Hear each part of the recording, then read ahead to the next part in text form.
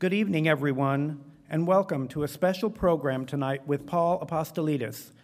I'm Craig Davis, Director of Adult Services. On behalf of Commissioner Mary Dempsey and everyone at the Chicago Public Library, I would like to welcome you to the Harold Washington Library Center.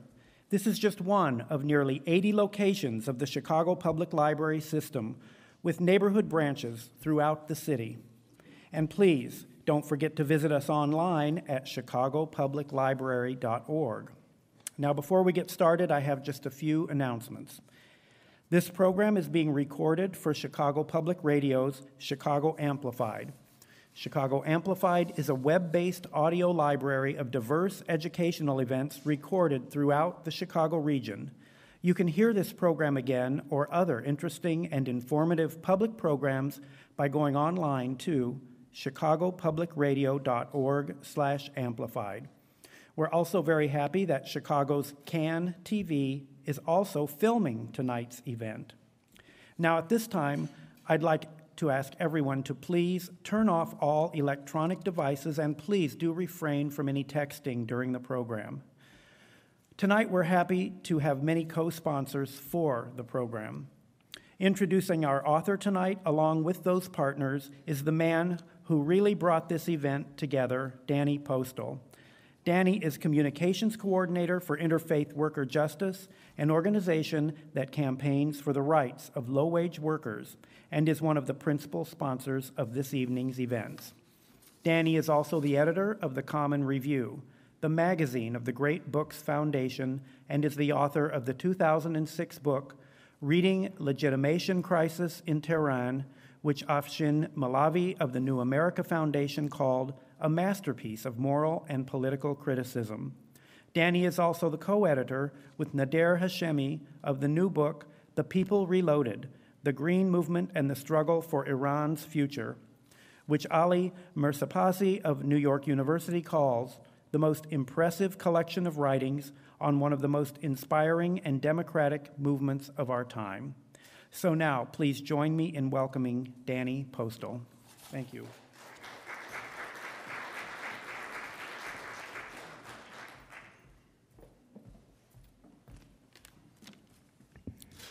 Thank you so much, Craig, and thank you to the Chicago Public Library for hosting this evening's discussion. Before I introduce Paul Apostolidis, our speaker this evening, I would like to thank, along with the Chicago Public Library, the other co-sponsors of this evening's event, starting with the Seminary Cooperative Bookstore, which is here this evening with copies of Paul's book, which Paul will be happy to sign if you're interested. So the book is here available for sale tonight, compliments of the Seminary Cooperative Bookstores. I'd also like to thank the Illinois Coalition for Immigrant and Refugee Rights, the Restaurant Opportunities Center of Chicago, otherwise known as ROC Chicago, and its national organization, the Restaurant Opportunities Center United, or ROC United. I'd also like to thank UFCW Local 881, that's the United Food and Commercial Workers International Union. Unite Here Local 1, SEIU Local 1, Working in These Times, which, if you haven't checked it out, is a fantastic source on the kinds of things that we'll be hearing about tonight, labor struggles and workers' rights issues. That's at workinginthesetimes.com. I actually see a number of contributors to that blog in the audience here tonight. I'd also like to thank the publication truthout.org, Warehouse Workers for Justice, UE, that's the United Electrical, Radio, and Machine Workers of America's Midwestern region, the Ethnic Media Project, which is part of the Community Media Workshop, the U.S. Labor Education in the Americas Project, Labor Council for Latin American Advancement, Chicago Metro Chapter, the Institute for Migration and International Social Work of Loyola University Chicago, the Center for New Community, SEIU Healthcare Illinois and Indiana, and Area Chicago.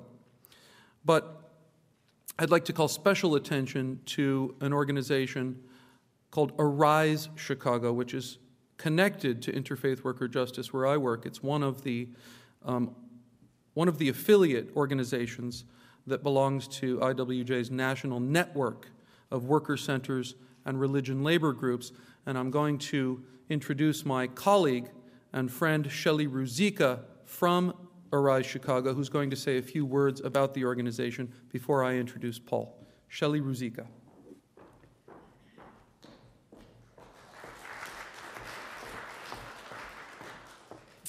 Thank you, Danny, and thank you everyone for coming tonight. I'm sure it's going to be a lively and interesting presentation and discussion. As Danny said, my name is Shelley, and I work at Arise Chicago. We're an interfaith workers' rights organization that builds partnerships between the faith community and low-wage workers to fight workplace injustice through education, organizing, and advocating for public policy changes.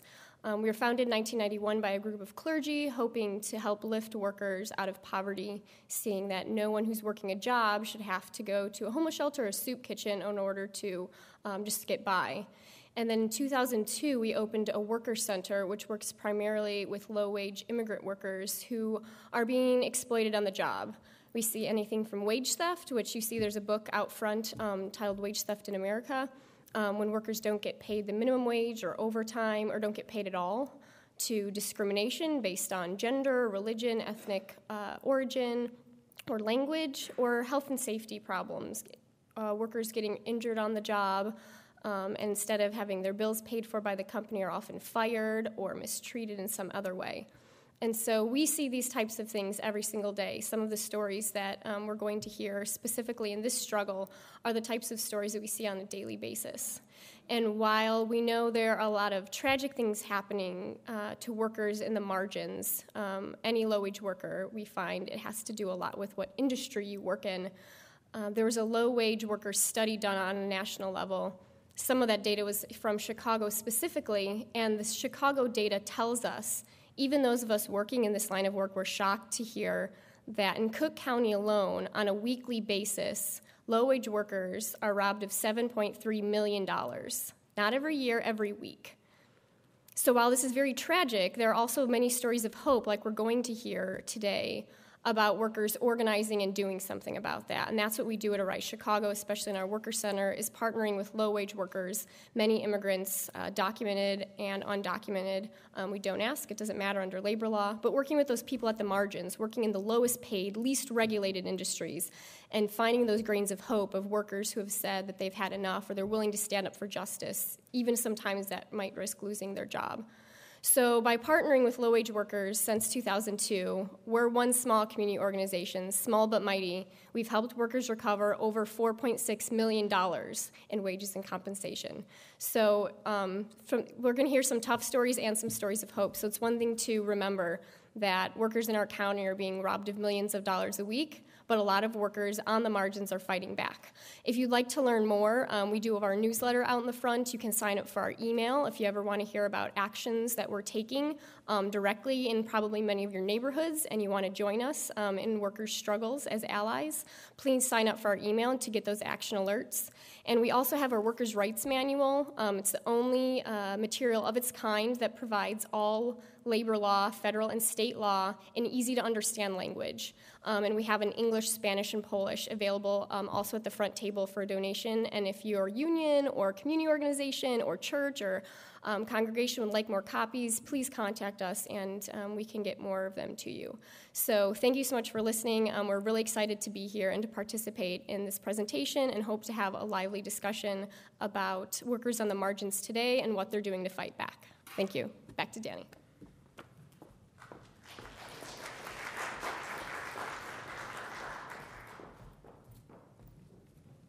Thanks so much, Shelley. Now I have the distinct pleasure of introducing our speaker this evening, Paul Apostolidis, who holds the Judge and Mrs. Timothy A. Paul Chair of Political Science at Whitman College in Walla Walla, Washington. That's in eastern Washington state. Professor Apostolidis teaches a two-course sequence, community-based research as democratic practice and public communication about community-based research, in which students conduct independent research in partnership with local and regional organizations for Whitman College's ongoing project on the state of the state for Washington Latinos. Paul is the author of several books. Besides the one that we're here to discuss this evening, Paul's earlier works include the book Stations of the Cross, subtitled Adorno and Christian Right Radio. I'm going to tell you a little bit about that book because it has a rather curious title, does it not? What does Adorno have to do with Christian Right Radio? Well, in that book, Paul interprets the relation between Christian right popular culture and political economic power in the U.S. based on a critical recovery of Theodore Adorno's cultural criticism. He shows how Christian right narratives about health professionals, political leaders, and women and racial minorities both reinforce and contest authority in an era of healthcare corporatization, government legitimacy crisis, and backlashes against the civil rights and women's movements, especially in welfare, education, and affirmative action policy. Paul is also the co-editor of a book titled Public Affairs, Politics in the Age of Sex Scandals, published in 2004.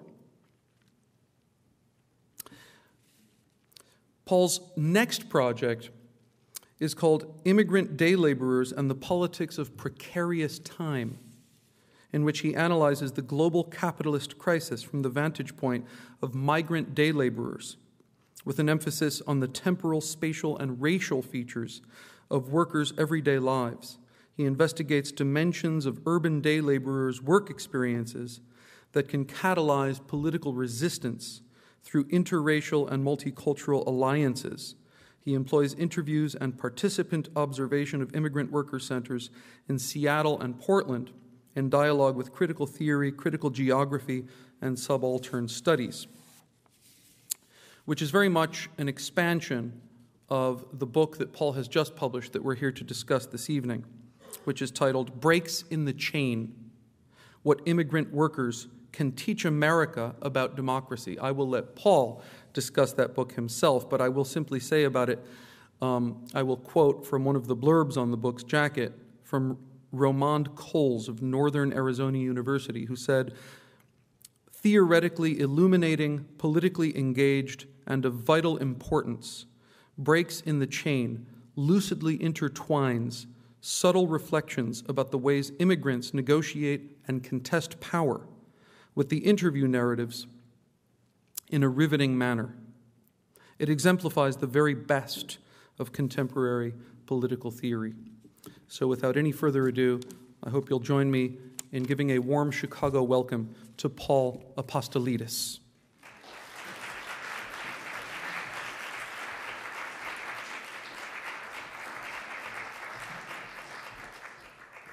Thanks, everybody. Good evening. It's a real pleasure to be here with you tonight.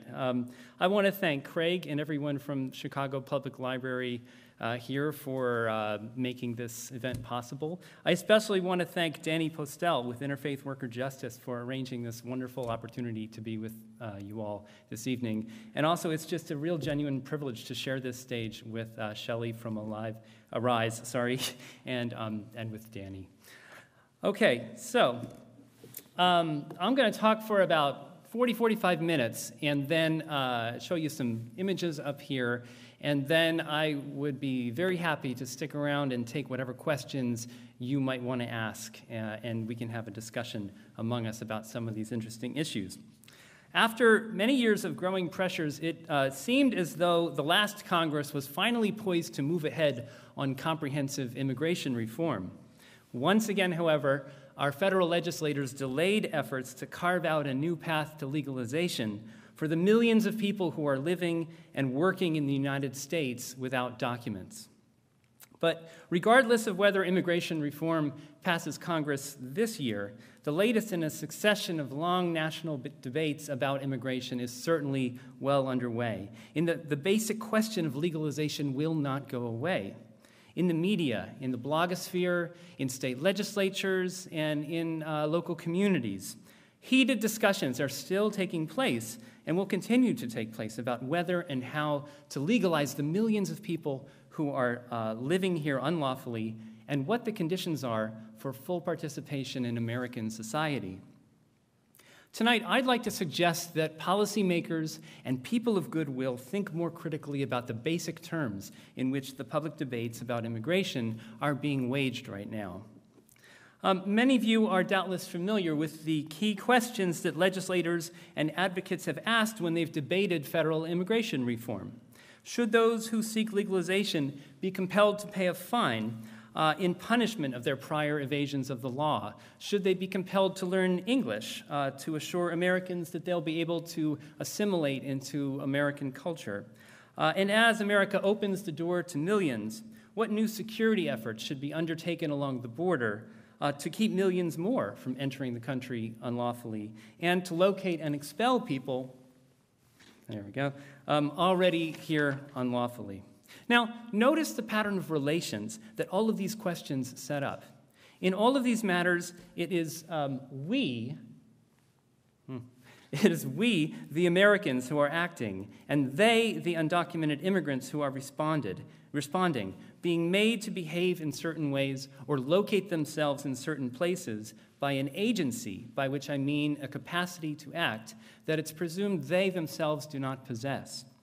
And notice, too, how the assumption here is that only after immigrants are induced to do certain things, like pay fines or learn English, only then will they be in a position to join with others to craft the society where they live and where we all live in responsible and meaningful ways.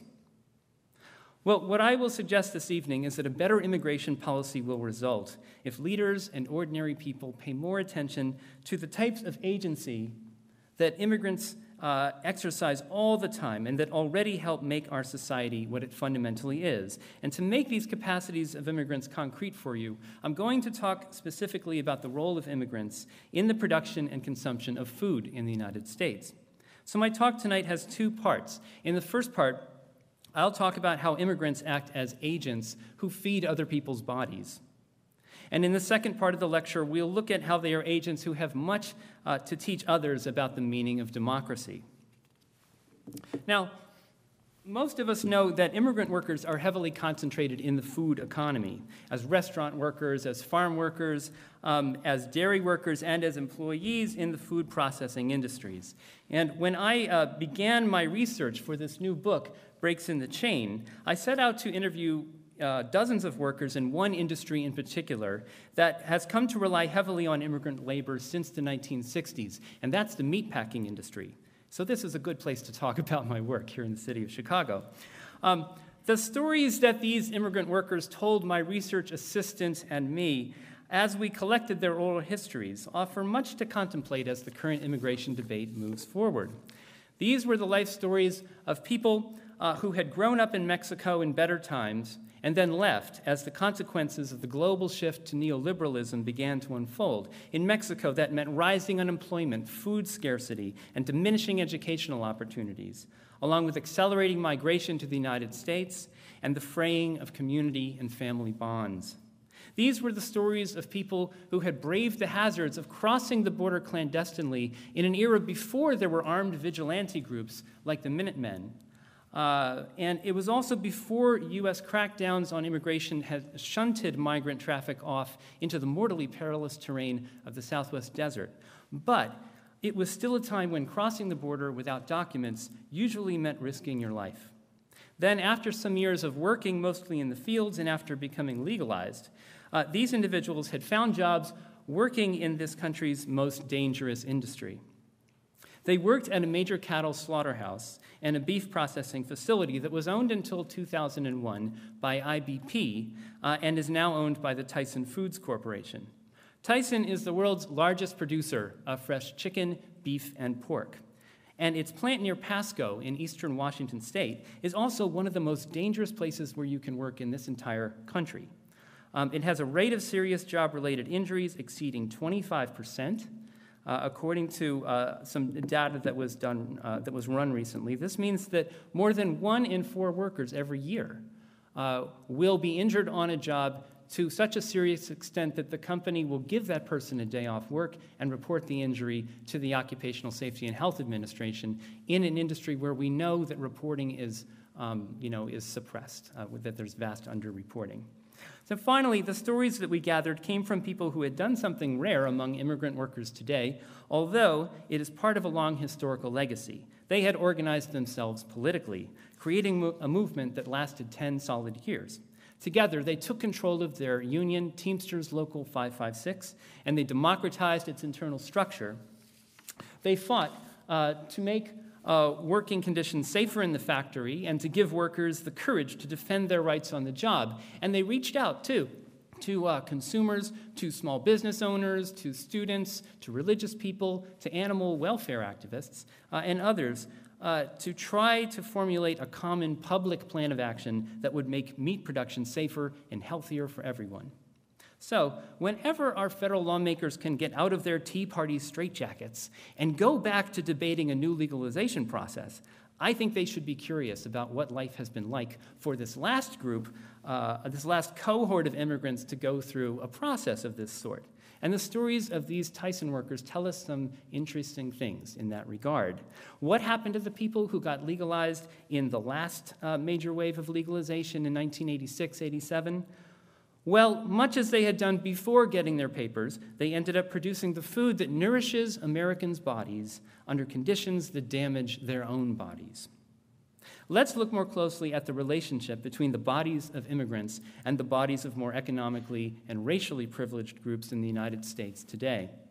Now, as I said, it's not saying something particularly new or controversial to note that immigrants produce much of the food that is marketed and consumed in the U.S. today. This is what growers note, for instance, when they remind us of the apple worker shortage up a few years ago in Washington State, and when they argue that immigration policies have got to be flexible enough to accommodate the labor needs of the ag industry. And apart from these business interests, liberal and progressive advocates of immigration reform also often invoke the rhetoric of the American dream to talk about how immigrants just want the same opportunities that others have to get a good job and to earn a good living. What is not commonly said, though, in connection with these observations, is that immigrants disproportionately do their jobs at a grave cost to themselves, a cost that the wages they earn do not even begin to compensate. Because, along with the market logic that links the fates of food consumers to those of immigrant workers, there is also what I would call a metabolic logic. Okay, according to the market logic, immigrants get the jobs, and thus the income from those jobs, and consumers get commodity choices. So in the beef industry, for example, the people whom we interviewed got year-round steady jobs with union wages and benefits. And this was a real improvement for them over conditions they had had before, where they were working out exposed to the elements in the field, earning much less, and having no benefits. Meanwhile, shoppers at Walmart can walk into the meat section, and like these happy people here, and know that they will find stacks and stacks of packaged, shrink-wrapped, dated, USDA-inspected meat products of all different sorts, from rib roasts to steaks and ground beef and what have you. But now let's consider what I'm calling this additional relation on the metabolic level that entwines the bodily fates of immigrant workers and more economically and racially privileged meat consumers. The basic point here is that the bodily health, security, and nourishment of middle-class white Americans has become directly contingent on the physical and psychological misery of immigrant food processing workers. And the character of this bodily misery is not just a matter of injuries that come from working on the cattle disassembly line, as Eric Schlosser has called it, although this is a crucial and disturbing part of the picture.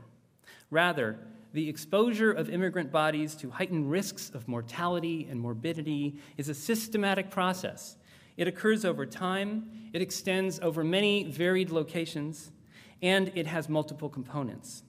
Passages from our interviews with the workers shed light on the different pieces of this debilitating process, the links in the chain of events, if you will, that led these immigrant workers from villages and cities in Mexico to the U.S.-Mexico border area, to the asparagus fields and apple orchards in Washington State, where they worked before becoming legalized, and then to the slaughterhouse. Let me read some of these passages for you right now.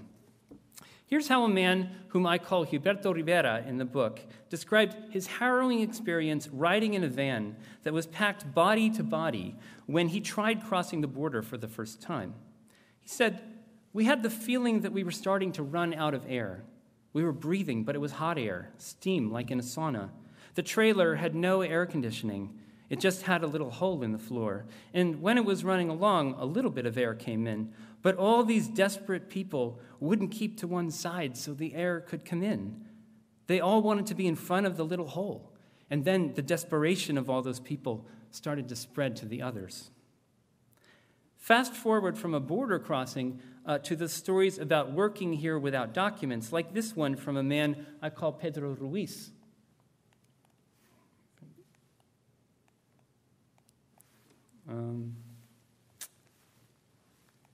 There we go. Who told us what happened the night that his daughter was born after he had spent the day working in the orchard. He said, "When my first girl was born, I was out pruning, and 5 of us had to go to the hospital. For 5 days, I couldn't see anything. There had been a big snowfall, and the trees had snow on them. And the sun came out, and the steam started to rise up. I think the tree had a chemical on it that hurt us. My eyes swelled up. I couldn't see my wife. And that very day, her water broke. I had to take her to the hospital at like 2 a.m, and I couldn't see. My eyes were burning." Together, these 2 excerpts illustrate vividly how the workers narrated the physical and psychological hardships that they suffered when they crossed the border without documents and then went to work in the informal economy. And they emphasized how these experiences of undocumented migration and labor compromised their basic bodily functions and capacities. Over and over again, and kind of ironically, since these people were traveling great distances and traversing the borders of nation-states, they described having been immobilized and having been incapacitated. Time and again, people told us how they found themselves in situations where they couldn't move, they couldn't breathe, they couldn't see, they couldn't urinate. They were desperately hungry or thirsty, and they didn't know where they were or where they were going. They portrayed the loss of command over their own bodies as severe, as humiliating, as sometimes life-threatening, as in Rivera's case, and as often heartbreaking, as in the moment when Ruiz's newborn child first opened her eyes, and he couldn't see her because his eyes were swollen shut. Now, fast forward again to the time after legalization when these same individuals have been freed from the psychophysical hazards of illegal border crossings and clandestine work in the fields.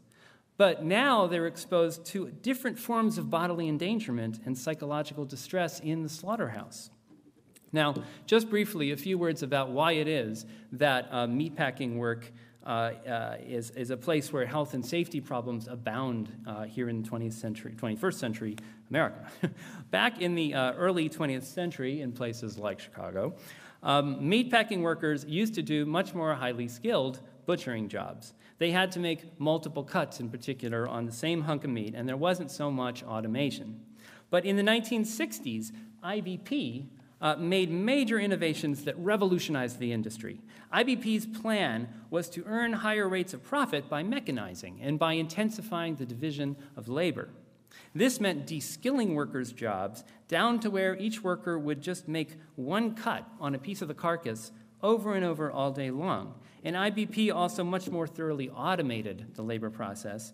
So workers today talk about the chain, which is the giant mechanical apparatus inside the factory that brings these pieces of carcass around so the workers can work on them on their workstations, and that's where the title of my book kind of comes from.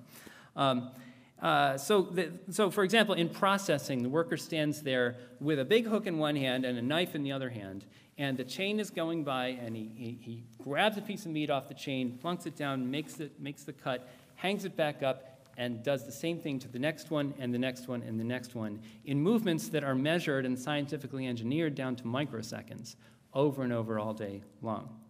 These new developments by IBP and the other big companies made it possible to speed up the labor process dramatically. So the companies, as you can imagine, could turn out much higher volumes of product, they could keep prices low, and they could, in this way, earn tremendous profits. But the problem for workers has been a distressing rise in job-related injuries since these changes took place. So we've seen a proliferation of musculoskeletal disorders. from repetitive motions on heavy objects at high speeds. Workers also suffer frequent lacerations from fast-moving knives, along with spinal injuries from rushing across floors that are slick with blood and fat from the animals. Well, this is how a fellow named Alejandro Mendez conveyed to us what it was like to work under these conditions. He said, "Fatigue is one part of it, but the greater part of it isn't fatigue, it's pain. From doing the same job that is so repetitive, to the point where the people, when we get home, we lie down and we can't sleep. We get up right away. Our fingers, our hands fall asleep from that same pain. The next day, we get up with hands that are in pain and that have fallen asleep, making little movements to try to get the blood flowing. That's why I say that this job is hard. It's not a matter of leaving work tired. You leave work injured." Person after person whom we interviewed confirmed that to work at Tyson was to live in constant bodily pain. And the company's response when workers said they were injured or in great pain was either to ignore them, or to blame the worker for being careless, or to provide superficial palliatives in lieu of effective medical treatment. I mean, the number of times that I heard a worker give some version of that phrase when we asked them, well, what kind of treatment did you get at the infirmary? It was like ibuprofen, and more ibuprofen. And before the rank and file movement organized at the factory, the company simply fired workers, treating them, as multiple individuals told us, like disposable cups or plates. In fact, one worker was called that to her face by a supervisor. Alejandro Mendez's wife, Elvira, also worked in the factory, and we interviewed her one day in her kitchen as her grandchildren were running around, and she had this big pot of pozole on the stove, and she was filling up some bowls for us, too, which was, a nice benefit of doing these interviews. And at one point, she was describing how she had gotten injured at the plant, and she held out her arms. She stopped talking, and she held out her arms side by side, and you could see that one of the arms was swollen to literally twice the size of the other. I've never seen anything like it before. What had happened, she said, was that the company nurses and doctors had treated a serious musculoskeletal disorder with nothing more than ibuprofen. And this had gone on for months, and Elvira was still fighting the company to get them to pay for treatment of the disorder rather than just mild alleviation of the symptoms, and to allow her to see a doctor of her own choice. Well, what I would assert today is that these immigrant workers' stories and the many others like them reveal in microcosm and in narrative form the basic outlines of a core structure of racial power that exists in our country today.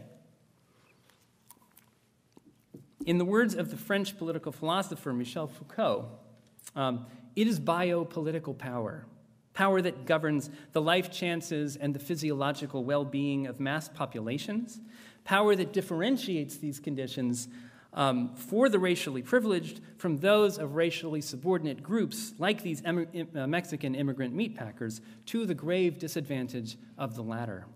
It's power that constructs this thing that I've been calling the metabolic connection between the fates of immigrant workers and those of middle-class white Americans.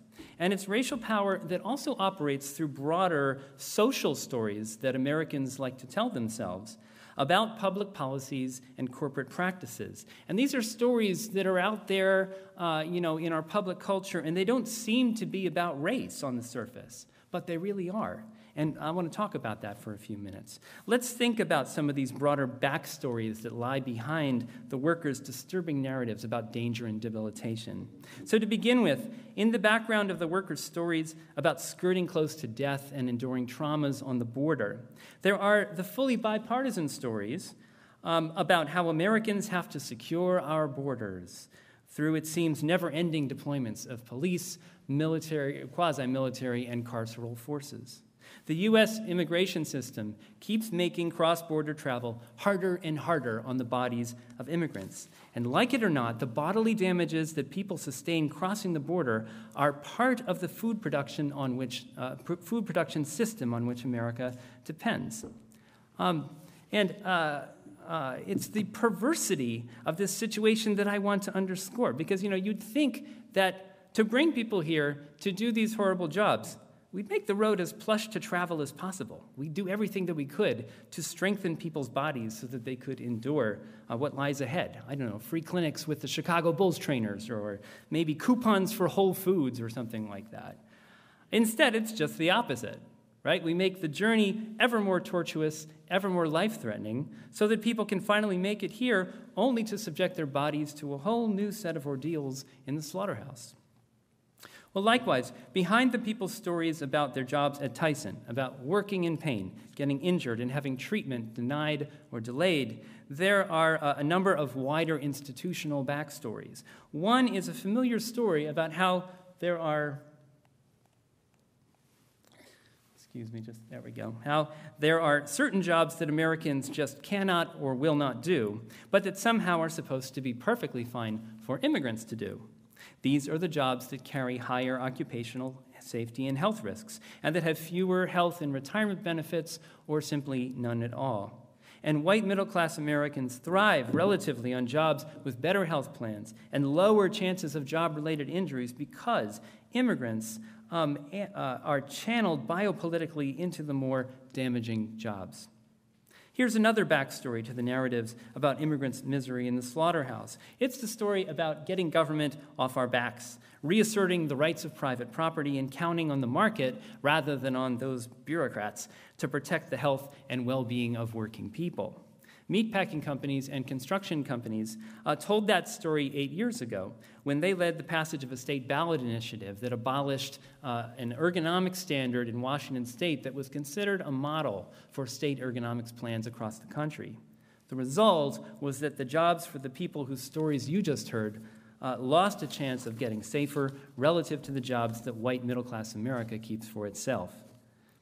The last backstory that you can hear behind the narratives from our interviews is a story that Tyson loves to tell, and that is central to the way this very successful company presents itself to the public and keeps its brand so well regarded, and it is highly regarded.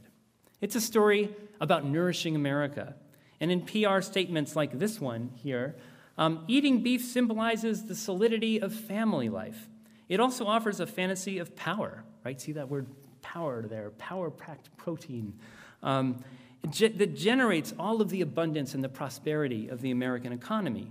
And of course, in an era of E. coli outbreaks and massive food recalls, nourishing the population also means protecting us from foodborne disease. And so also involved here is a narrative of faith in science and technological progress.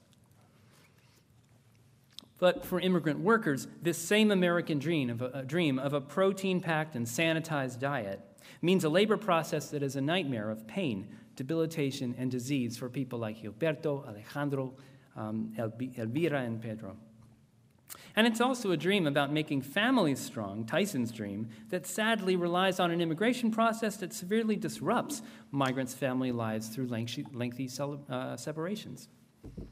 Now, none of these backstories about securing our borders or the jobs that Americans will not do, or letting the market do its work, or about the power-packed protein that your family and apparently this baby needs. None of those stories are explicitly about white people or brown people or black or Asian people or anyone, yet they all help to fasten together a social metabolic relation in which white middle-class bodies gain vigor and protection through the heightened exposure of brown immigrant bodies to death, injury, illness, and trauma. My point is that the effort to reform immigration, whenever it starts to seriously happen again, needs to take this situation into account because it need not be this way. We miss this if we reduce the question of a person's right to be fully included in U.S. society to whether that person has violated a documentation law or paid a fine or learned how to conjugate verbs in English. Rather, I think a realistic assessment of the social position and activities of immigrants should govern the way we look at legal and cultural matters. And this assessment must include recognizing the grave sacrifices of mind, body, and spirit that immigrants are making so that others may thrive. And it means that as America reforms immigration, hopefully, policymakers, advocates, and people of goodwill ought to be asking far tougher questions like these. How can we make travel across the border less treacherous for immigrant workers? How can we ensure that economic conditions in Mexico improve so that there isn't so much cross-border traffic to begin with? How can we ensure working people's rights to a safe workplace, rights that are enshrined in the Occupational Safety and Health Act of 1970, but have never been adequately protected in the 4 decades since then?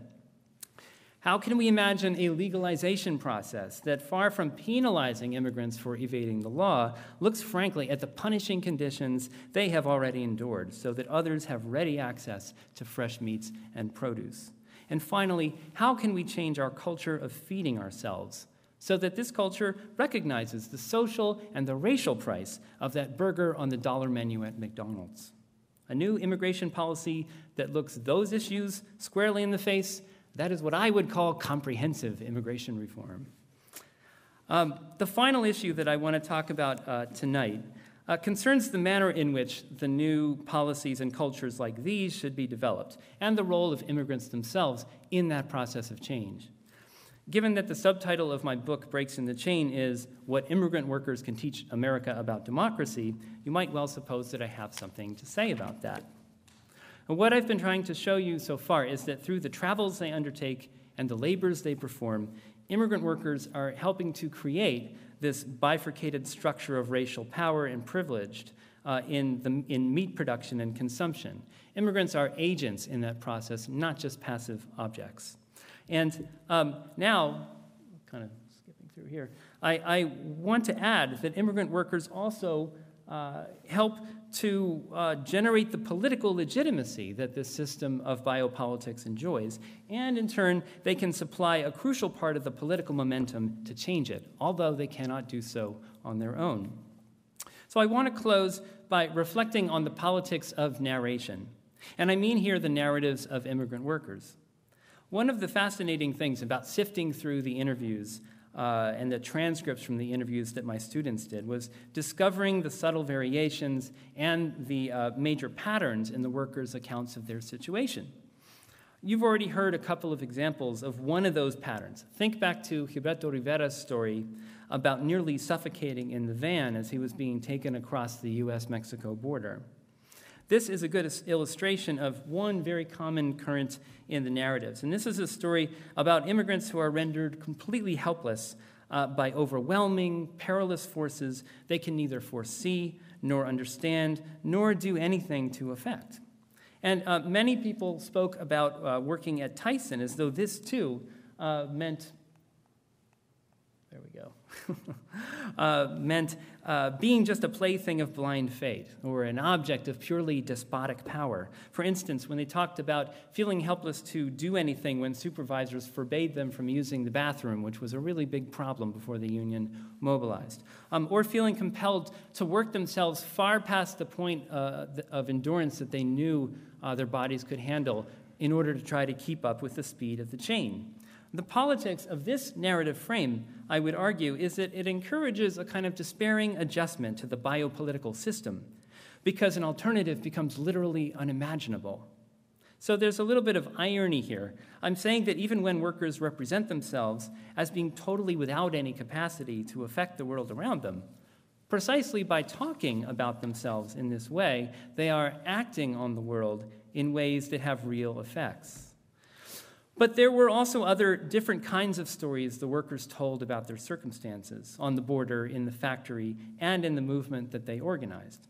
So listen to an excerpt from our interview with Elvira Mendez when she told us about a problem she ran into while a coyote, or a human smuggler, was driving her across the border with her teenage daughter and several other children. She began by saying, "They put us in the car," she meant, "my oldest daughter and me in the front, right with the driver. But at night, my oldest daughter told me, 'Mom, this man is grabbing my leg.' It frightened me. I couldn't tell him, 'Stop, let me out.' And I couldn't say anything because I thought if I said something to him, maybe he would take us to a different place." But then she went on, and she said this. She said that at a gas station where we stopped, I told her, "Get out, my daughter," and I sat down myself in the middle. And here in the interview, she says, excuse this, I'm going to say a bad word. And she says, "Well, I sat down there and I said, 'Okay, you son of a bitch, now you just go ahead and grab my leg.' No way they were going to touch me who's already an old lady. And from then on, things were calm. Now, what's remarkable about this story, I mean, there's a lot that's remarkable about it, but what I want to point out about it is that it starts out as a tale of victimization, but then the narrator turns the tables, and she uses her body and her voice in startling ways to neutralize the danger and to protect herself and her children. So, in tension with what you might call the dominant storyline about being subject to the whims of fate, there was this other narrative current where people took small but significant steps to deal with a threat facing themselves and others. And these were steps like standing up to this coyote, or walking or dressing in certain ways so as not to arouse suspicion, or even controlling one's fear in a stressful situation. Another story that illustrates this other frame concerns a very mundane but persistent health hazard at the slaughterhouse. Jorge Hernandez's job at Tyson was to remove the cows' filthy hides from their bodies after they were slaughtered. And then he was supposed to take these hides and wash them in these big tubs that were supposed to be treated daily with salt and chlorine. But, he said, the company only treated the water once a month. Once a month. And this made the workers break out in rashes and hives. Hernandez dealt with the situation in this way. He said, every break, I put alcohol on my arm, and if I don't, then when I get home, I put on creams and salt water so I don't get an infection. And I tell everyone at work, and I tell them what to do so that they don't get hives and rashes and all that. Now, what interests me here is not just what Hernandez is doing, but how he's talking about it. What he's doing in this daily ritual of applying skin creams to his body to prevent infections is kind of double-edged. On the one hand, he's acquiescing to the company, which has abdicated its responsibility to sanitize the tubs. But on the other hand, he is talking about himself in a way that emphasizes his own ability to act positively to make his work life less hazardous for himself. And he also presents himself as an agent who can lead others toward developing their own similar kinds of agency. And we heard other versions of this storyline when workers told us about how they'd gotten up the courage just to leave the line to go see the nurse when they really were injured, even if the supervisor was refusing to let them go. Or when workers told us how they tried to teach their coworkers to do the same thing, or to move around the plant in certain ways to avoid getting in the path of a sharp knife blade. And in those narrative moments about low-level but still significant actions that workers took to protect themselves and others, there was the potential for developing a larger collective movement. And realizing that potential was exactly what the workers' union accomplished. That is, the movement translated the capacities that workers were able to exercise individually into new collective capabilities that posed the real prospect of changing policies and backstories on that institutional level that I was talking about before. They gave voice to this notion, the workers gave voice to this notion of collective power built upon individual responsibility and agency when they invoked the slogan that they had come to use in their movement. In Spanish, this was the phrase, Nosotros somos la unión, which means we are the union. And Elvira Mendez explained what this resonant slogan meant when she was speaking critically about some of her co-workers who hadn't quite gotten the message yet about who it was who really had the power to change conditions at the plant. And how this wasn't simply the job of the union's principal officer, who was an extraordinary woman named Maria Martinez. Elvira said this. She said they think because Maria is the principal officer of the union, they think she is the union. She's the principal officer of the union, but we all are the union. Not Maria, not even the shop stewards, all the teams of workers. You always have to do your part if you want things to turn out right. So what did the workers do when they stood up to do their part at Tyson? Well, in 1999, they pulled off the largest wildcat or unauthorized strike in the meatpacking industry in at least the last 25 years, when nearly 1,300 workers at the plant, 1,300 workers at the plant walked off their jobs to protest the working conditions at the factory. They also launched a wage and hour lawsuit to get the company to pay them for the time that they spend during their breaks and before shifts donning and doffing their elaborate protective gear. And they won $8 million in back pay in a unanimous decision by the U.S. Supreme Court, in what was actually the very first decision of the Roberts Court. They also asserted their responsibility for consumers' well-being. They partnered with local groups and even traveled to Japan. This is a photo of a local meeting in Walla Walla, Washington. And Eric Schlosser from Fast Food Nation even came out to sort of support these community events out there. And the union folks, though, didn't just keep it local, they also went global. So Flaco Pereira, the head of the union, the president, went to Japan to try to organize with consumers, to try to explore with those folks how Tyson's production process not only was miserable for the workers, but also conducive to the spread of foodborne pathogens. During contract negotiations in 2004, the workers proposed that workers be given the right/responsibility to halt the production line, stop the chain, as they put it, not only if a serious hazard arose to a worker's health and safety, but also if they identified potential contamination of the meat. And given that a key phase of this struggle occurred in 2004 during the outbreak of mad cow disease, does everyone remember that about 7 years ago?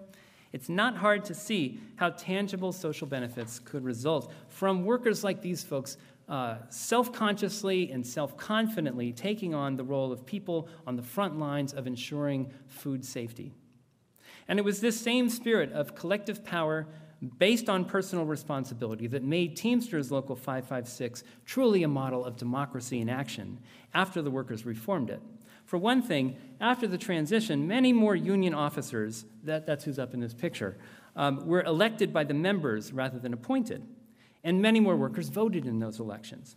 But democracy and the ethos of nosotros somos la unión, that meant something deeper than just voting rights. It also meant that workers took an active interest in running the union for themselves. And they expressed this by making the meetings frequent, participatory, and bilingual. And by continually striving to build the leadership capacities of ordinary workers rather than encouraging them to view the union officers or the company or the state as their caretakers. And so, to put it in the terms that I was using before, by reaping the collective rewards of their individual acts of self-assertion, these immigrant workers called into question the political legitimacy of that system of racial power that I have described for you. And we see this not only in their efforts to change the way things worked in the factory, and thereby to transform the metabolic link between the nourishment of white middle-class America and the labor of brown immigrants. We also see it in the way that they rejected the related assumption that helps keep this connection in place. And that's the assumption that whatever the role of immigrants is in this society, it's a role that ought to be determined for them by other people. I am suggesting to the contrary, that what immigrant workers can teach America about democracy is quite simply that we are the union, that we all, immigrant and native-born alike, are the ones who are responsible for this situation and for doing something about it. Because although I have emphasized tonight the different experiences that divide this society, it is also true in some ways that the problems that these immigrant workers face are problems that we all face today. It's just that immigrant workers face a more extreme version of them. All of us who work face the consequences of decades of underfunding and understaffing of the agency that is supposed to ensure our right to a safe and healthy workplace. All of us confront a situation where quality, affordable health care is getting harder and harder to access. And all of us, whether we work in the factories or eat the meat that others produce or have friends and family we love who eat that meat, all of us share the risk created by the industry's production processes. So as you leave tonight, I'd ask you to think about these two things. Okay, there's a bit of tension between them, but try to hold them together. First, to think about how the stories that you've heard suggest ways that things are different and worse for immigrants, workers in this society compared to more privileged groups. But also to be thinking about how that metabolic link that binds our fates together really does put us all in the same struggle. Thank you.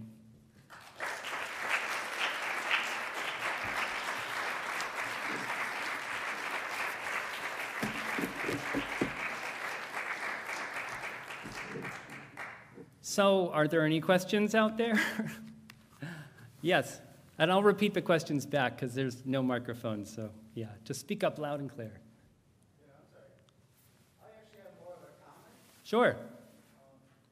I'm an immigrant rights organizer here in Chicago, and I just want to, I thought your presentation was great, and I think you made, very valid points about the way that immigrants live in the United States.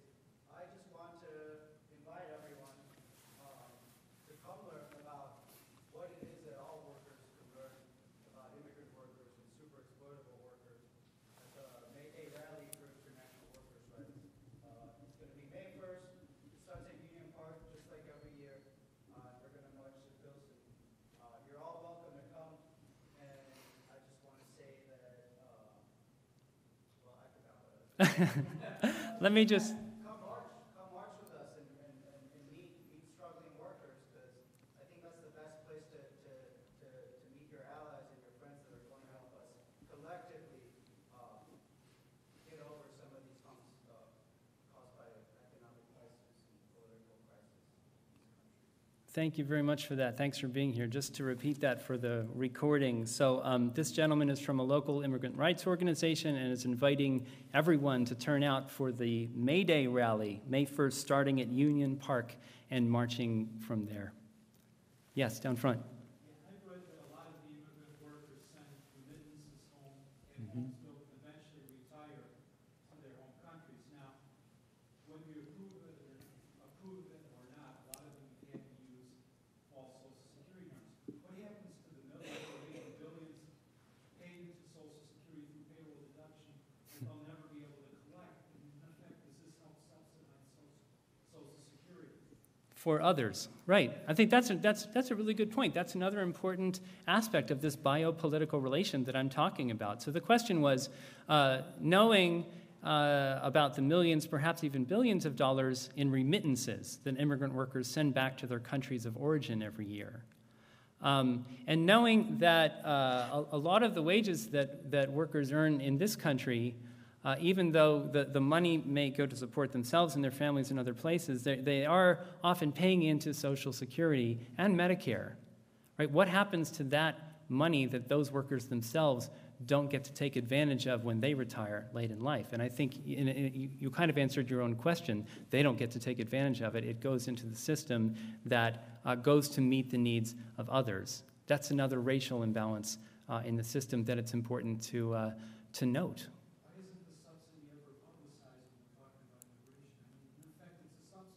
Why isn't the subsidy ever publicized when we're talking about immigration? In effect, it's a subsidy.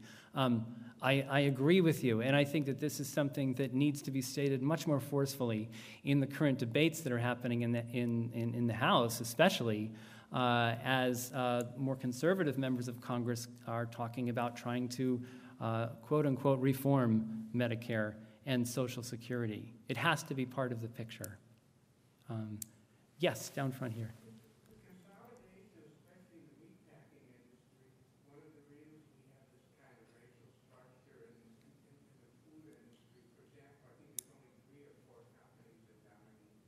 Yes, that's true. So this gentleman raised the point about how, in the meat packing industry, it's the financial and organizational consolidation of the industry to the point where we only have 3 or 4 companies that dominate the industry now. And this is true. If you look back to the 1960s, the top 4 producers of beef controlled only 20% of the market. I think I'm getting that number right. You'll have to check Schlosser's book for that figure. But by the 1990s, I think is what Eric writes, the top 3 big mega meat companies, or top 4, controlled 80% of the market. Either way, Tyson is, a behemoth. I've referred to it in the past as the chicken of death, which keeps sort of gobbling up other companies. I think this gentleman raises a point that I think is well taken, that one of the reasons behind the intensity of this process of exploitation is the increasingly arbitrary power over the market, labor markets and commodity markets and investment markets that this enormous corporation exercises. What happened to antitrust law? Back there in the middle, yeah. Yes? You had on the slide the teachers reform movement from 95 to 2005. That's right. I was wondering if there was anything like, what was it that made it, there was a fixed amount of time? I mean, was it something that was happening with the Teamsters? Yeah. There was democratic reform movement with the Teamsters at that time. Why did it end in 2005? What's going on with the local now? Okay. So the question was, so I had said, and I put on the slide, that the workers' reform movement went from about 1995 to 2005. It was about a decade long. Where you date the beginning of the movement is a little bit tricky. I chose 1995 because that was a time when workers really started to try to get involved to oust a shop steward in the union who had been sort of handpicked by the local leaders that weren't doing anything to try to address the problems of health and safety threats that the workers were facing. And that was a real precursor to the larger movement that then began to evolve. In terms of 2005, so the end of the question was what happened to the union in 2005 and what's been the case lately? Just to briefly recount the end of the story, which is not so pretty, after mobilizing through the strike and then mobilizing workers to take control of the local union and to democratize its structure and to reach out to the community and to construct that, those alliances that I was talking about, both domestically and globally. While that was going on, Tyson was buying IBP. And IBP has never been particularly friendly to unions, but they had a kind of working relationship with the do-nothing local that had been in charge of the union. When Tyson came in, they mounted a full-scale union-busting effort. And this occurred through a union decertification election, an official NLRB process run by the National Labor Relations Board. There were actually two elections, one in 2004 that the union won. And to my knowledge, and to the organizers' knowledge, Tyson had never before been defeated in an election like that. Naturally, Tyson appealed. And the regional body of the NLRB in the Northwest actually dismissed the company's appeal and said that it was frivolous because the company was alleging irregularities in the voting process. But the fact of the matter is that when a decertification election happens, it sounds, in principle, like it's an exercise in democracy among workers, like workers are deciding among themselves. Do we want to have a union or do we want to get rid of the union? Sounds good. They should have the choice. But the law also allows the company to campaign in favor of abolishing the union. And when you have this enormous mismatch of resources with the Tyson Corporation and this union there, you can guess whose viewpoint prevails. Also in a situation where the turnover is so high because of the job-related injury problem that it's really difficult for organizers to kind of school the new members and the new workers in the culture of union solidarity and to even teach people, what the strike was and what the strike was all about. And of course, so as the years went by, you get to 2003, 2004, at a plant where the turnover rate is like 100%. Which doesn't mean literally that every person leaves every year, but it kind of amounts to that. You're not going to have many people left who really, remember the strike and what it meant. So that was a problem, and even despite that, the workers won the first decertification election. But then, after the Northwest Regional Board threw out the company's appeal, the board itself in D.C. Found in favor of the company, mandated a new election, and that time, in February of 2005, the union lost by about 100 votes out of some 1,200 votes cast. So then Flaco Pereira told me that the day after the vote, the company sped up the chain and fired a bunch of injured workers. And I heard from Maria Martinez just a couple of months ago that actually the United Food and Commercial Workers had just organized a plant again. I don't know the nature of that. I know that didn't come from the rank and filers who were involved in this movement there. But, hopefully that's a good thing for the future at the plant. The whole movement definitely did sort of impact people in Pasco, where there's very little like progressive politics and very little labor politics. But there are still some community activists that look back on this experience, and it has, influenced their new cautious attempts, for example, to form a new Hispanic Latino legislative organization that is trying to influence state policy. Yeah, down here, yeah.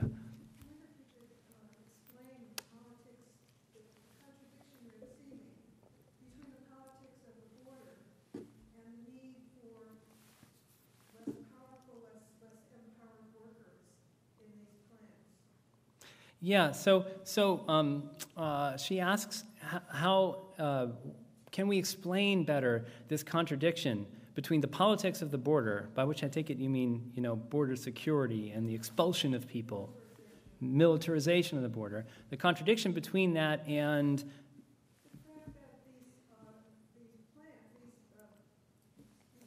right. Yes.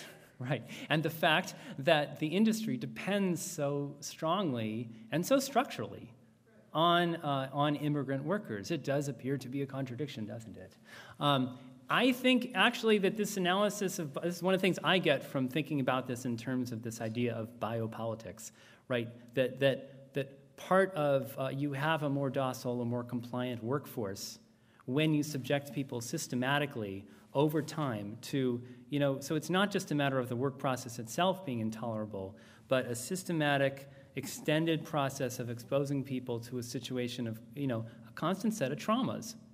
And that makes it harder for workers' organizations to do their jobs. At the same time, I wanted to try and point out, it's not like closing curtains on it, because people develop tremendous, like eye-popping forms of personal strength when they're confronted with, abusive people on the border or, situations of peril, as well as in the factory.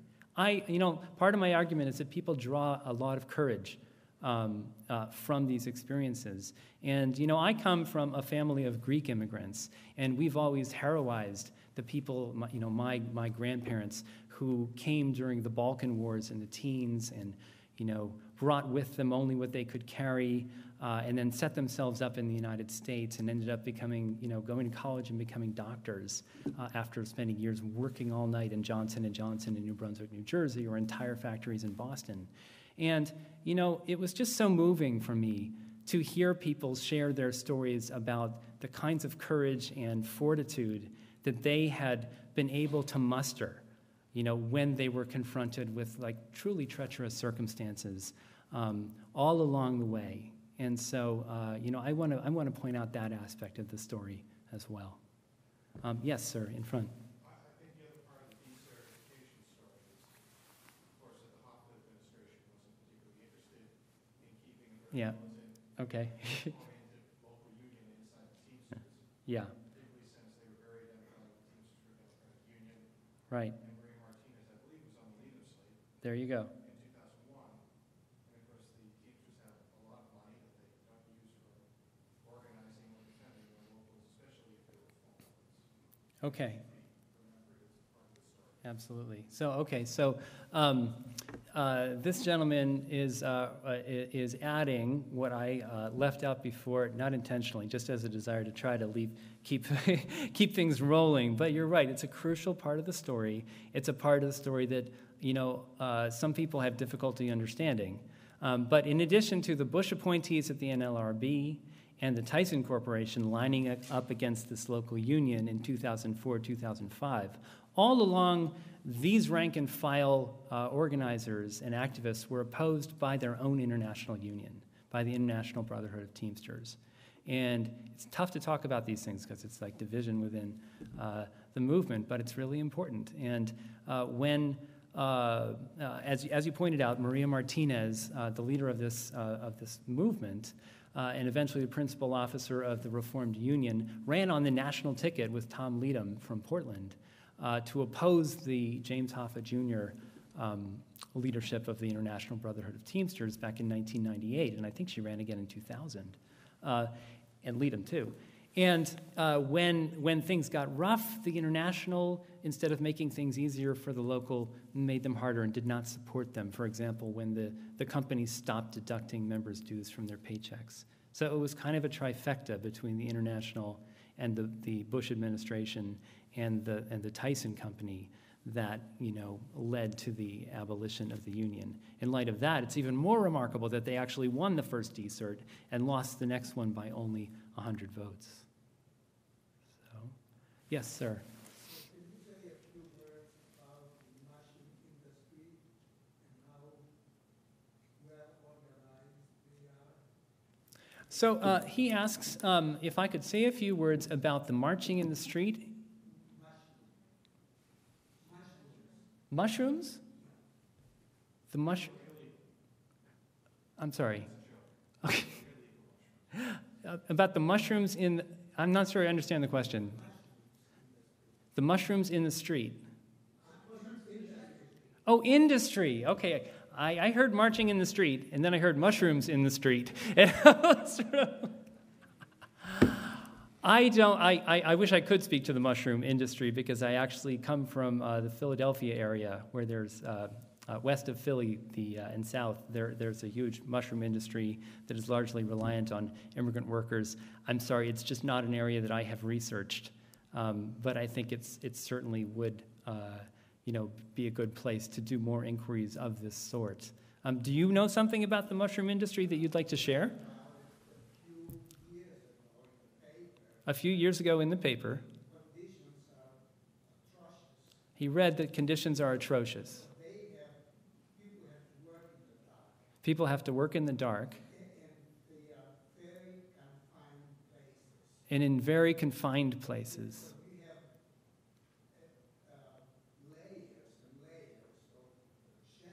You have layers and layers of shelves. And there's hardly any space.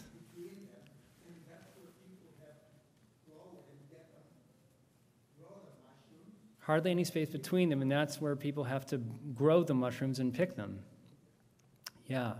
Well, I certainly would like to learn more about that myself. Thanks for bringing that to our attention. Way in the back. Thank you for the presentation. I had a question about one of the suggestions you made on the mushrooms. Okay. You said that one of the suggestions was about bringing a change in the U.S. food culture. Yeah. And I was wondering if you have any suggestions regarding that, because it's a massive step to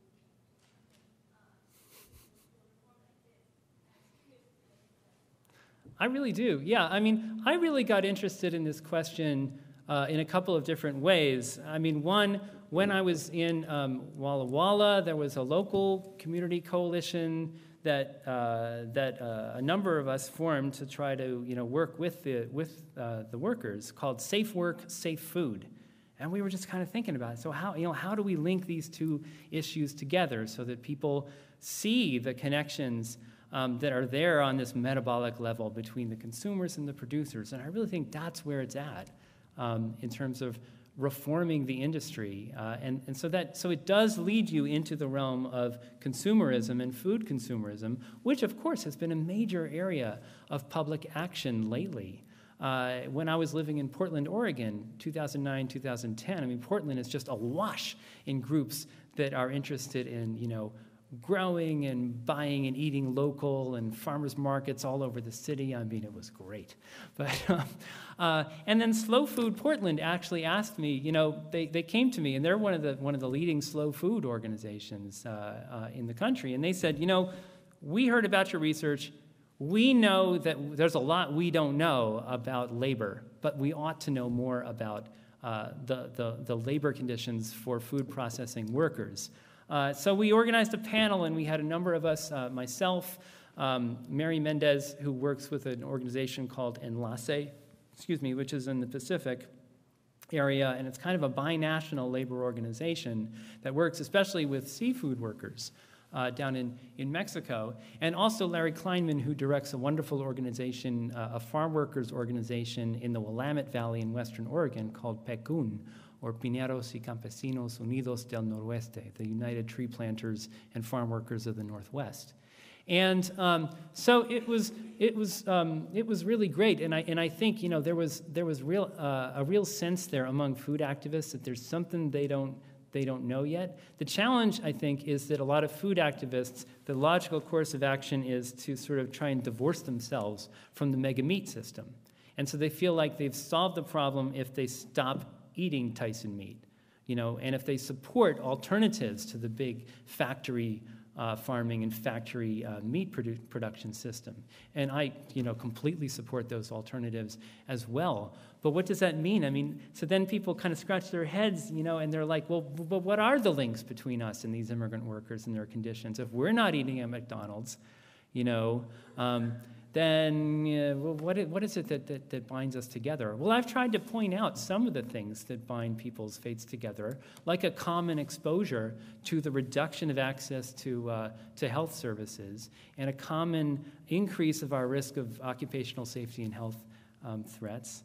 I also think that you need to reach out to people in the food movement by talking about even if you're not eating the meat that's produced by Tyson or these other big companies, where are your retirement benefits invested? Right? Are your retirement benefits invested in the big meat companies? Are you helping in an economic way to support these companies? In a way, it's actually the philosopher Foucault who helps us, look in that direction as well, because he talks about biopolitics in addition to being these strategies of affecting, differentially administrating the health and vitality of mass populations.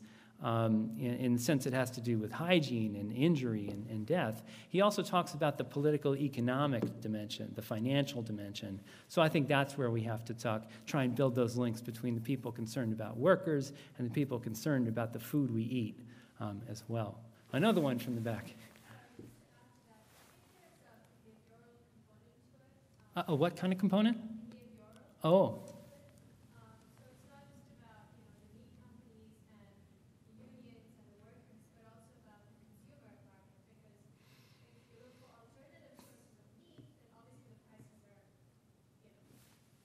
Sure. Considering the current economy of the country, it's probably not possible for everyone to afford, quality meat at a higher rate. Right. They can just get, cheaper meat at McDonald's, let's say. So it's about bringing about that behavioral change. And in terms of connecting the two together, do I really want to have meat that has been, made at the largest, butchered at the largest meat company that is not hygienic? So it's really about creating that awareness amongst consumers, because really, I think the key lies in the consumer market and not so much, in just the union. Because if the union's working towards something and the consumers aren't really interested or aware, they kind of backlash. So she makes the excellent point that that a crucial part, maybe the most crucial element in terms of bringing about change in the system as a whole, is a behavioral change. I think that's very well put on the part of consumers who increasingly recognize the benefits of eating higher quality meat products that can be available through the more local sources, even though in tough economic times the ability of people to access and afford those food sources is definitely diminished. I think that's true, but I also think that that we have to be wary of a politics that focuses so much on consumption as such.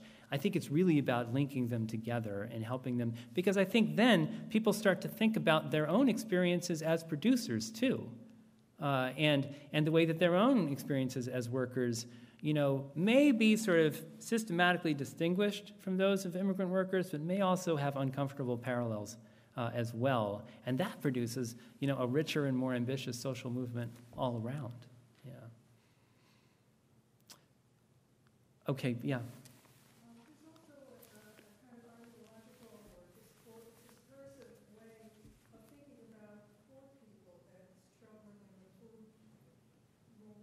Yeah. And that is the idea of food deserts and the idea that, that food people don't understand about eating properly. And in fact,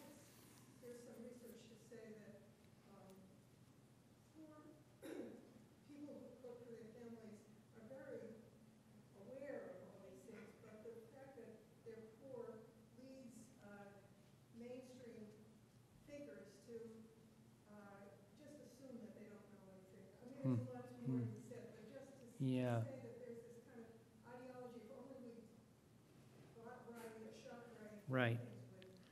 I mean, so she raises the point that, there in some places there's a concern, first of all, we have actually existing food deserts or major, stretches of the urban landscape and ex-urban landscape where good food, and sometimes food of any sort, is literally unavailable.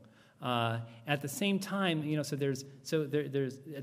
there's sometimes in food movement organizations or participants, a sense of contempt might be too strong a word, but maybe like distrust of the poor and viewing the poor as the problem. And it's like if we could only educate these people to buy properly and to eat properly. I mean, I think my problem with anyone who thinks that way, and I wouldn't say that I think that characterizes, the food movement as a whole by any stretch. But, insofar as anyone thinks that way, the problem I have with that is that you're just not doing what I'm saying in this book is so important to do, which is to listen to the voices and the stories of immigrant workers and the poor in general. And to see how do ordinary people conceptualize the power dynamics that structure their lives, and what can they teach other people who are trying to think systematically, maybe even theoretically in the academy about these different kinds of power relations. I mean, I really see these narratives and the narratives that we political theorists produce when we try, like Foucault, tried to describe reality as isomorphic, as very much in kind. And not as fundamentally different from one another. And it's a matter of playing one another off each other to try to get to a more accurate understanding of what's going on, rather than saying, okay, you're the object of my analysis and I'm the scientist and I'm going to analyze you. Or as you say others do, look at the poor and say, we need to change your habits. No, we need to learn from immigrant workers about how our food system works and what we can do democratically all together to change it. Okay, back there. Yeah.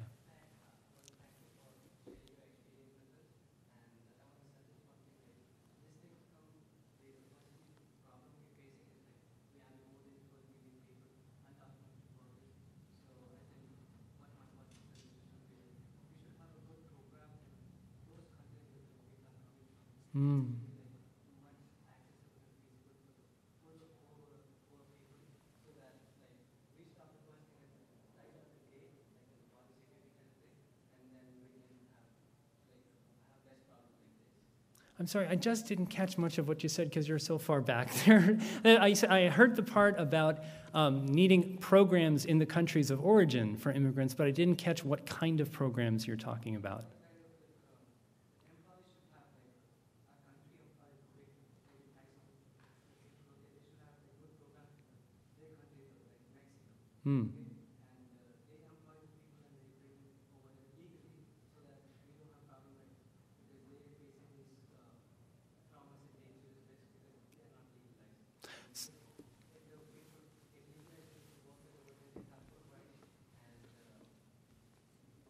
Right.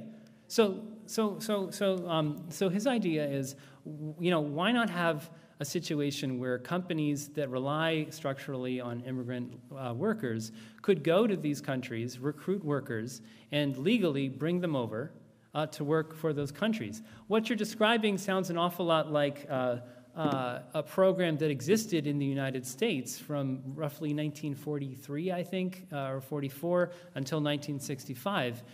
For contracting Mexican workers to come and work for U.S. agricultural companies. It was called the Bracero program. Bracero means field hands, people who do manual labor in the fields.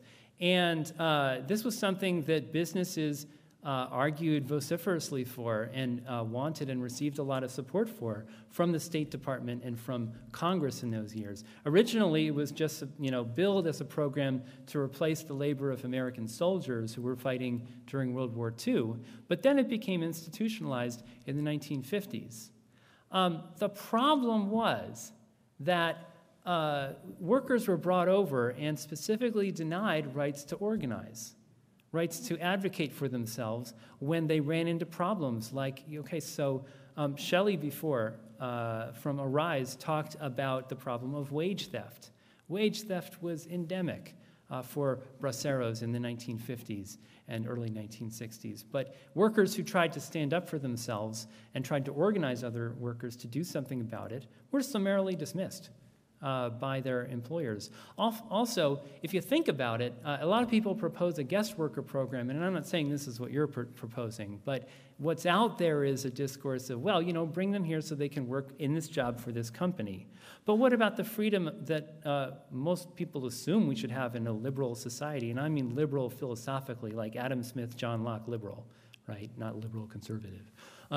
In a society that's based on liberal values of individual freedom, why shouldn't a worker have the freedom to contract for her or his the expenditure of her or his labor with whatever employer she or he wants to, rather than being here only to work for one specific person? And you probably think that's a good problem too.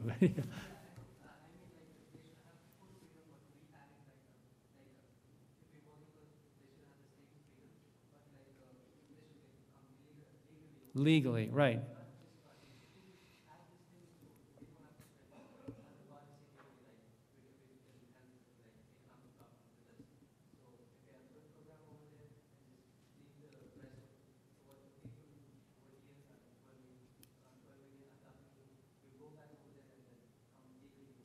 Yeah. So he's saying that the key point that he's trying to stress is to create more of a way for people to come legally to take these jobs, and to, I think, it connects back to what you said before about recognizing and ending this contradiction between border policy and industrial policy, and that makes a lot of sense. Yeah. Any other questions? Yeah. We have the room till 8 o'clock. I'm happy to stick around as long as people want. Maybe I'll take like 2 more questions, and then we can stop, and I will stick around, and we can talk down front or out front there where the books are, if we want to page through it or something. So back there, you had a question. Oh, okay. Well, we have real experts in that here. How about I'll give you my understanding of it, and then invite Shelley to add whatever she might like. But so wage theft refers to a general category of unfair, sometimes abusive treatment of employees by their employers. And it's not just immigrant workers who experience this problem. It's people throughout the economy in blue-collar jobs, white-collar jobs, no-collar jobs. And it really refers to any time when employers engage in practices to short employees of their wages. And this can happen in innumerable ways. As Danny mentioned, I have a new research project underway, current research that involves day laborers who work out of workers' centers in Seattle and Portland. And particularly before they started getting their jobs via these workers' centers where employers come and hire them for specific jobs, when they used to just go out on the street or out in front of Home Depot or out on the corner to try to flag down employers who would pass by to hire them for construction jobs or for, home renovation jobs. Particularly when that happened, they didn't have the security of a contract. Oftentimes, most of the time, they didn't speak English and the employers didn't speak Spanish. And very commonly, they experienced employers who would promise them a wage and then renege. Give them less money than they promised to pay them the next day and then never come back, promise them to pay them and then not pay them at all. They're some of the most vulnerable workers to wage theft in the economy, but it happens in many other ways too. I think Shelley mentioned the problem of many employers not paying overtime when they should be paying overtime by law. That's a form of wage theft. If your employer is saying, you're going to lose your job or not get a promotion at least, or suffer consequences if you don't stay here and work these extra hours, but then they don't pay you overtime rates for those hours, they're stealing your wages, right? That's a form of theft. So that's and IWJ and other organizations across the country are, I think, increasingly getting the message across that, this is a terrible problem. You heard Shelley's figure about the millions of dollars that are stolen from workers just in this metro area every week. Isn't that what you said? So, yeah, so would you want to add something to? Yeah, if you'd like. I mean, Just really briefly, the most basic definition in a nutshell, wage theft is when workers aren't paid the wages they're legally owed. So it's not just a moral argument about a verbal contract or what's morally right, which is also something that we discussed, but it's when workers aren't paid what they're legally owed. So workers come to us, they say, oh, I got fired, and they give me my last paycheck. Well, then we might talk to them and find out they were never paid the minimum wage to begin with. So if you're paid under the minimum wage, you're not paid the overtime rate when you're working over 40 hours a week. In construction, we'll see workers who might work a job for a month and not get paid at all. Workers owe thousands of dollars. In restaurants, it's really common not to get paid overtime or you only get paid in tips at the end of the month. It doesn't equal the minimum wage.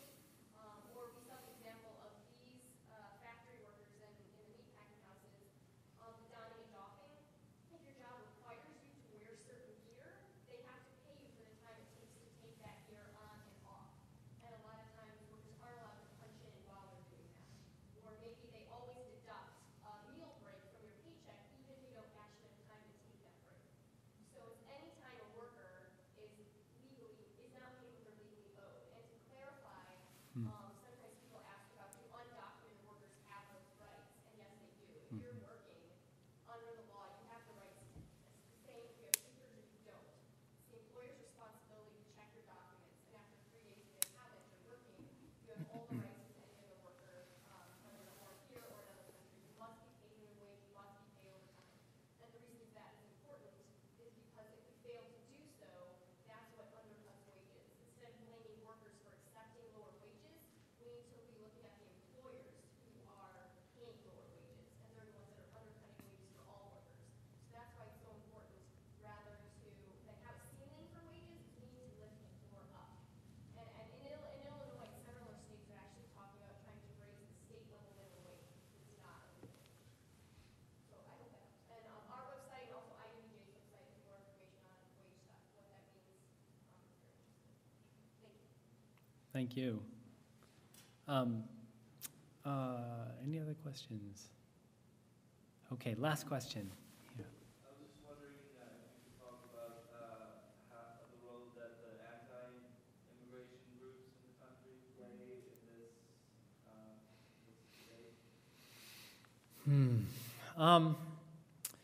Yeah, as Danny mentioned, my earlier research was on the right wing, and it was actually on the Christian right, in particular James Dobson's organization, Focus on the Family.